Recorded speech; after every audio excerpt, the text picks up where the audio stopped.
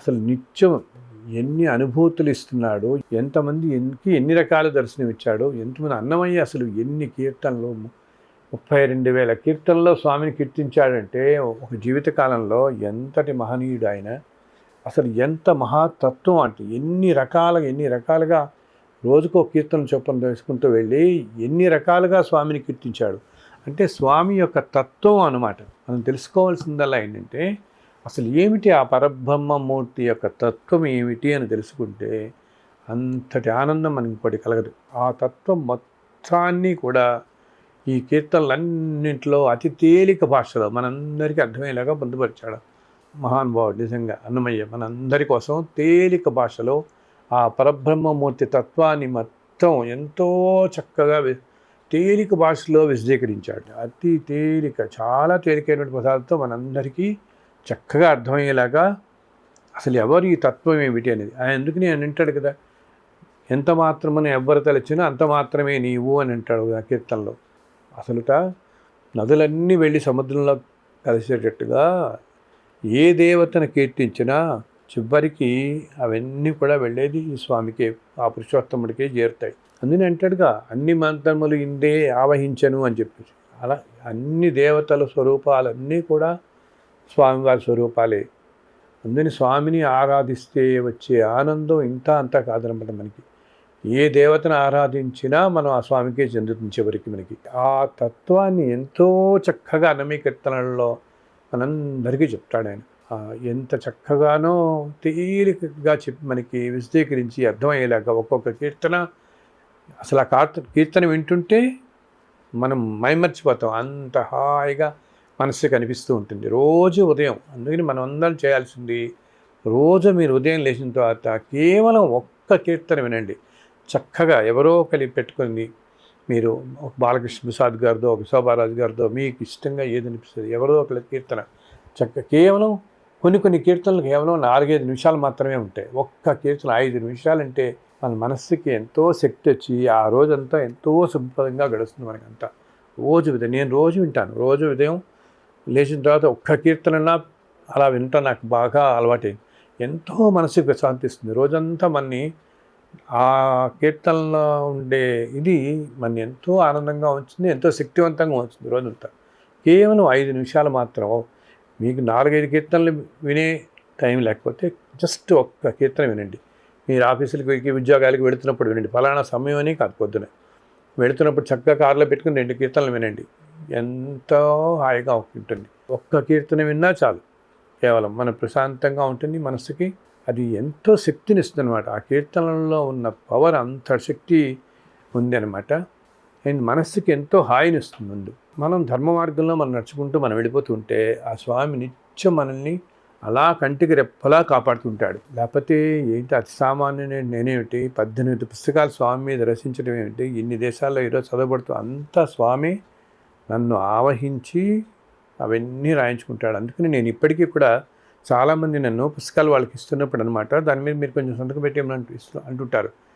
కానీ నేను మిగిలిన పుస్తకాలన్నిటి మీద రాస్తాను. కానీ ఈ వెంకటేశ్వర వ్రతకల్పం కానీ శుభదుర్గా వ్రతం కానీ ఈ వ్రత పుస్తకాలు దేని మీద ఇప్పటికీ నేను పెన్ను అనేది పెట్టాను అసలు నేను. బికాజ్ అది పూర్తిగా స్వామే రాసింది. ఏదో ఒక సాధనం ద్వారా రావాలి బయటికి కాబట్టి మన నోటి ద్వారా వచ్చే తప్పితే ఈ చేతుల ద్వారా రాయటం జరిగింది. కానీ స్వామియే చెప్పి రాయించుకున్నది కాబట్టి నేను ఆ పెన్ను ఇలా చుక్క కూడా నా పుస్తకాల మీద పెట్టాను. వేరే పుస్తకాల మీద సంతకం పెట్టి ఆశీర్వచనం రాసిస్తాను. కానీ వెంకటేశ్వర వ్రతకల్పం మీద ఇప్పుడు నేను అసలు రాయను. అసలు వెంకటేశ్వర వ్రతకల్పం ఎలా అనుగ్రహించాడో మీకు చెప్పాను. నేను చాలాసార్లు ఇంటర్వ్యూలో చెప్తుంటాడు. స్వామివారు తిరుమలలో ఒకరోజు నాకు విశ్వరూపంలో దర్శనమించి అనుగ్రహించిన పుస్తకం. విశ్వరూపంలో దర్శనమించి ఎంత అద్భుతమైన దర్శనం ఇచ్చిన ఆయన. ఇది 2 విధాలుగా చేసుకోవచ్చు. ఒకటి మామూలుగా పూర్తి విధి విధానాలతో కూడినది. రెండో పద్ధతిలో కేవలం కథలు చదివినా చాలు. కేవలం కథలు చదివి ఉన్న చోటు నుంచి నాకు ఒక్క నమస్కారం పెట్టినా మనస్ఫూర్తిగా రెండిటికి సమాన ఫలితం ఇస్తాను అని అన్నాడు ఆయన. అంతేకాదు ఆయన ఏమంటాడు, ఆయన ఎవరైతే ఎంతో ఆర్తితో ఆ కథలు చదువుతారో వారింటికి నేనే ఏదో రూపంలో వచ్చి ప్రసాదం స్వీకరిస్తానని. ఆ ప్రసాదం కూడా ఏంటి, మనం ఏదో పెద్ద ఎత్తున వండి నైవేద్యాలు పెట్టాల్సినంత ఓపిక టైము మనకి లేనప్పుడు కేవలం ఇంత చక్కెర అనమాట, కొంచెం చక్కెర తీసుకుని ఆయన పాదాల దగ్గర పెట్టి ఒక నమస్కారం చేసినా ఆయన స్వీకరిస్తాడు ఆ చక్కెర తప్పకుండా. ఇది ఎంతోమంది చూస్తున్నారు. మామూలుగా ఏంటి, మనకి వీలున్నప్పుడు ఎప్పుడన్నా 5-6 నెలలకో సంవత్సరానికో చాలామంది వాళ్ళ గృహప్రవేశాలు, వివాహాలు అలా జరిగినప్పుడు పూర్తి పద్ధతిలో వ్రతం చేస్తున్నారు. లేదా రెండో పద్ధతిలో కేవలం కథలు చదువుతున్న వాళ్ళు ప్రతి శనివారం, ఏకాదశికి, పౌర్ణమికి చదువుకుంటూ వెళుతున్నారు. అసలు నిత్యం చదువుతున్న వాళ్ళు ఎంతోమంది చెప్తున్నారు నాకు, నిత్యం 5 కథలు చదువుకుంటామండి, స్వామికి నమస్కరిస్తాం, ఎన్నో అనుభూతులు జరుగుతున్నాయి మా జీవితాల్లో కేవలం కథలు చదివినంత మాత్రానే. ఇది 2005లో నేను రాసి ఈ రోజు నా పుస్తకం ఈ ప్రపంచం అంతా 12 భాషలో ట్రాన్స్లేట్ అయ్యి ఎంతో కోట్ల మంది చేత నిత్యం చదవబడుతుంది. అండ్ ఎంతోమంది ఆడియోలు వచ్చాయి, ఆ ఆడియోలు వింటున్నారు చక్కగా. లేదా హాయిగా మీరు వెళుతున్నప్పుడు ఆడియోలో కథలు వినండి. అది ఎంతో శక్తి, ధైర్యం ఇచ్చి మనని ఎన్నో కష్టాల నుంచి, మనకి తెలియదు రేపు పొద్దున్న జీవితం ఎలా ఉంటుందో తెలియదు కాబట్టి అటువంటి రాబోయే ఆపదల నుంచి, కష్టాల నుంచి తొలగిస్తుంది ఈ వ్రతం కేవలం కథలు చదివినా అన్నమాట. స్వామివారికి తెలుసు కదా మనందరం ఎంత అల్ప బలంతో ఉంటాము, ఎటువంటి కష్టాలతో ఉంటాము మానసికంగా కానీ శారీరకంగా కానీ మనకి. అందుకని ఆయన అనుగ్రహించిన అతి తేలిక విధానం, ఆయన ఈ కథలు చదివినా చాలు, నేను రెండింటికి సమాన ఫలితం ఇస్తాను అంటున్నాడు. ఇందాక చెప్పాను చూసారా, ఇలా వ్రతం చేసిన రోజుల్లో చేసుకున్నప్పుడు నేనే వచ్చి ఏదో రూపంలో ఇది వచ్చి స్వీకరిస్తానని, ఏదో రూపంలో అంటే ఒక మనిషి రూపంలో రావచ్చు, లేకపోతే ఒక జంతువు రూపంలో రావచ్చు, లేకపోతే ఒక క్రిటికల్ లాగా రావచ్చు, లేకపోతే పక్కన తెలిసిన వాళ్ళు అది చెప్పాను కదా, ఒక మనిషి మానవ రూపంలో రావచ్చు, ఏదో రూపంలో వచ్చి నేను స్వీకరిస్తానని చెప్తున్నాను కదా. ఇది ఎంతోమంది అనుభవించారనమాట. ఏంటంటారు, మేము వ్రతం చేసుకున్నామండి, చేసుకున్న రోజు ఇలా మా స్నేహితుడు ఎవరు అసలు అనుకోకుండా, ఎవరూ రావాల్సినది ఊహించకుండా వచ్చి తీసుకున్నారండి అని చెప్పి ప్రసాదం అంటే వెంటనే. అలాగే ఎవరో ఒకళ్ళు అనుకోని వ్యక్తి తలుపు కొట్టడం, చెప్పాను కదా ఏదో రూపంలో రావచ్చని. ఒక్కొక్కసారిట కొంతమంది ఎక్కడో ఇళ్లలో ఇస్తుంటే అనుకోకుండా ఎక్కడి నుంచో అలా ఎగురుతూ వచ్చి ఒక చిన్న పక్షి లాంటిది వచ్చి ఆ ప్రసాదం తీసుకుని వెళ్ళిపోయిన వాళ్ళు చూస్తుంటారు. లేకపోతే ఒక చిన్న కీటకాలు లాంటివి బయట నుంచి వచ్చి సీతాకోకచిలుకలాగల చిన్న కీటకాలు ఆ ప్రసాదం దగ్గరికే వచ్చి వెళ్ళిపోయినవి కూడా గమనించారు. అంటే ఆ రూపంలో వచ్చి తీసుకుంటున్నాడు అనమాట ఆయన. ఇలా ఎన్నెన్నో నేను వింటున్నాను, కానీ ఒకటి మాత్రం నాకు చాలా బాగా గుర్తుండిపోయింది. ఎంత అద్భుతమైందంటే, ఇది ఆంధ్రప్రదేశ్ కృష్ణా జిల్లాలో ఒక చిన్న పల్లెటూరులో అనమాట. అక్కడి నుంచి వాళ్ళు నాకు ఫోన్ చేసి చెప్పారు, చాలా కాలం క్రితం సంగతి ఇది. ఏంటిట, ఆ ఊర్లో చాలామందికి వెంకటేశ్వర కల్పన చాలా ప్రాణం. వాళ్ళు ప్రతి శనివారం చేస్తూనే ఉంటారు, ఎవరో ఒకళ్ళు ఆ ఊళ్ళో చేస్తూనే ఉంటారు. కథలంతా చదువుకుని వ్రతం అంతా పూర్తయిన తర్వాత స్వామికి నివేదన ఇవ్వగానే వారి ఇంటి ముందు ఎక్కడి నుంచి వస్తుందో తెలియదు కానీ ఒక ఆవు వచ్చి నుంచుంటుంది. అలాగా ఈ ప్రసాదం తీసుకెళ్ళి వాళ్ళు ఆ ఆవుకి నివేదిస్తున్న తర్వాత తీసుకుని వెళ్ళిపోతుంది, మళ్ళీ కనిపించదు ఆవు. మళ్ళీ వచ్చే శనివారం ఎవరన్నా చేస్తుంటే కరెక్ట్గా వారింటికి ఎదురకుండానే వస్తున్నారు ఆవు. ఇది వాళ్ళు నాకు చెప్పి కళ్ళమ్మన్నీళ్ళు చెప్పారు, మేము ఈ సంగతి ఎవ్వరికీ బయట చెప్పట్లేదండి, ఏ ఊళ్ళో వాళ్ళకి కానీ లేకపోతే బయట మీడియాలకు కానీ తెలిసిందంటే వచ్చి ఇవన్నీ చేసుకుంటామంటారు, మాకు ఇది డిస్టర్బ్ చేయడం ఇష్టం లేదు, ఇది ఒక దైవికంగా మేము తీసుకుంటున్నాము, ఆ స్వామివారే మాకు ఈ రూపంలో వచ్చి మా ఊరిని మమ్మల్ని రక్షిస్తున్నాడు అని చెప్పి ఎంత ఆనందపడ్డారో. సో ఆవు రూపంలో మళ్ళీ కనపడదావు. ఎంత ఆశ్చర్యం ఏంటంటే మళ్ళీ వారం రోజుల దాకా కనపడదు. ఆ తర్వాత వారం అది కూడా ఏంటి, ఆ ఊళ్ళో ఎవరింట్లో వ్రతం చేసుకుంటున్నారో కరెక్ట్గా ఆ వ్రతం పూర్తయ్యే సమయానికే అలా వచ్చి ప్రత్యక్ష అవుతుంది. కరెక్ట్గా గుమ్మం దగ్గర అలా నుంచుంటుంది, అస్సలు అలా ప్రశాంతంగా నుంచుంటుందట. వీళ్ళు వెళ్ళి నమస్కరించి ఇంకా కొన్ని వారాలు అయ్యేటప్పుడు గ్రహించారు, ఆ స్వామివారే రూపంలో వస్తున్నారు అని చెప్పి గ్రహించి ఆ ఆవుకి నమస్కరించి ఒక ప్రదక్షిణ చేసి ఆ స్వామికి ఆ నైవేద్యం ఇచ్చి వస్తున్నారు. అది మీరెవరు నమ్మలేరు, ఇప్పటికీ జరుగుతూనే ఉంది ఆ ఊర్లో ఇప్పటికీ కూడా. ఇది దాదాపు నాకు ఒక 10-12 సంవత్సరాల క్రితం జరిగిన ఇది చెప్పిందనమాట. ఇలాగా ఎన్నెన్ని విశేషాలు ఆ స్వామితో అన్నమాట. అసలు ఈ వ్రతకల్పం పుస్తకం లభించటమే చాలా అదృష్టం అని చెప్తుంటారు కొంచెం. దాని గురించి తెలవటం కానీ, దాని గురించి అదృష్టం కావటం కానీ, అది కూడా ఒక అదృష్టంగా భావిస్తున్నామని చెప్తుంటారు అనమాట వాళ్ళు. కొంతమంది మహానుభావులు అంటారు, ఆ టైం వచ్చినప్పుడు ఆ స్వామి ఈ పుస్తకం రూపంలో వారి దగ్గరికి చేరతాడు, వారి కష్టాలను నెరవేర్చడం కోసం చేస్తాడని. ఇలాగా అలాగే దొరికిన వాళ్ళందరూ చెప్తారు, మాకు ఈ పుస్తకం మేము ఎంతో ఎదుగుతున్నామండి, పలానా రోజు దొరికింది, ఆ నెక్స్ట్ డేనే మాకు ఈ కష్టం నుంచి బయటపడ్డామని. ఎన్ని రకాలో అసలు నేను ఊహించలేనటువంటి చూశానన్నమాట. మనం అనుకోం నిజంగా కలియుగంలో కూడా ఇంత ఇదిగా జరుగుతాయని. అన్నీ కేవలం కథలు చదివినంత మాత్రమనే ఒక ఆడియో విన్నంత మాత్రానే ఎంతోమందికి ఎన్నో కష్టాల నుంచి ఉపశమనం కలుగుతోంది. కావాల్సిందల్లా మనకి ఆర్తి అన్నమాట. అంత ఆర్తితో మనం ఆ స్వామిని కనుక కొలిచి చదివి, ఆయన నువ్వు ఉన్నావు, మా కష్టాలను తీరుస్తున్నావు అని అంటే తప్పకుండా ఆయన మన కష్టాలను తీర్చి మనం ఏదైతే కోరుకుంటున్నామో అది మనకి ఇచ్చి, అంతేకాదు చాలాసార్లు నేను అందరికీ చెప్తాను, అసలేమిటి స్వామిని మనం అడిగేది ఒకటి, మనకు కావాల్సింది ఒకటి అనమాట. మనమేమో ఏదో కావాలని అడతాం, మనకి అవసరం ఇంకేదో ఉంటుంది, అది ఆయన ఇస్తాడు. మనకి ఏం కావాలి అన్నది మనకంటే ఆయనకి తెలుసు. అందుకని ఇప్పుడు నిత్యం చదివే వాళ్ళందరూ కూడా నాకు చాలామంది చెప్తారు, స్వామి మాకు ఏ కోరిక లేవు, నేను రోజు చదివా నమస్కారం పెట్టుకుంటున్నాం, ఆయనకి తెలుసు మాకేమి ఇవ్వాలో ఎప్పుడు ఇవ్వాలో అని.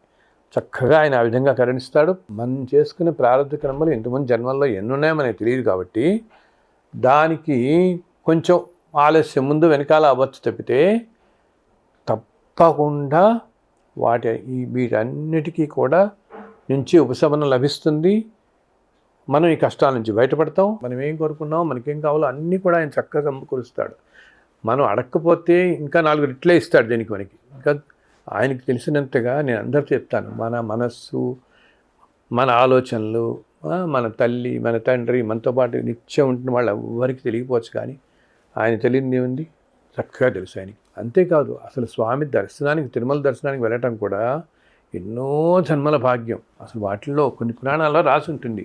తిరుమల ఎక్కటం కానీ, పుష్కరిణిలో స్నానం చేయటం కానీ, స్వామివారి దర్శనం లభించటం కానీ, స్వామివారి ప్రసాదం స్వీకరించటం కానీ, అంటే పుష్కరిణి స్నానం, స్వామి దర్శనం, స్వామి ప్రసాదం, ఈ 3 కూడా ఎన్నో కోట్ల జన్మలలో మనకు పుణ్యం ఉంటే కానీ జరగవు. త్రైలోక్యం దుర్లభం అని చెప్తారు. ఈ 3 లోకాల్లో మీకు ఎక్కడా కూడా లభించదు.